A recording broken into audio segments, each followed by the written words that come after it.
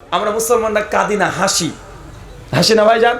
আমাদের হাসি চলে আসে যখন জাহান্নাম কবরে আযাবের কথা বলা হয়, যে কবরে একটা সাপ থাকবে, ৭০ খানা মাথা, একবার ছবল মারবে ৭০ বছর ব্যথা পাবে, মানুষ হাসে।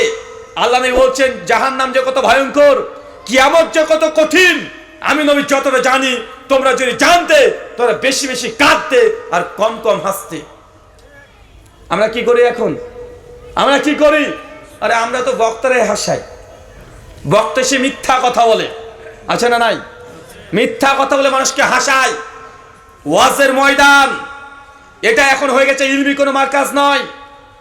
বিভিন্ন রকমের বিভিন্ন রঙের বক্তা এসে আলোচনা করছে, মানুষকে হাসানোর চেষ্টা করছে, বিড়িখার ভঙ্গিমা দেখাচ্ছে, আছে না নাই? কে লাভ হাতে আমাদের স্টেজ ভেঙে ফেলছে। হুজুরকে এসে একদম মানে হুজুরকে এসে হুজুর লুঙ্গি খুলে দিয়ে পালিয়ে যাবেন একটা ভাব দেখা যাচ্ছে না? এমন কে এসে সিনেমার নায়ক নায়িকার গল্প করছে, বিশ্ব সুন্দরী কে কি, জীবনে নাম শুনিনি এগুলো। আপনাদের কুষ্টির তো একজন আছেন না? হ্যাঁ, আল্লাহর নাম নিয়ে ওকে নিয়ে দেখতে হবে। ওই নামটা আমি জীবনে শুনেছিলাম না, উনার কাছ থেকে প্রথম শুনেছি। উনি জানলেন কিভাবে?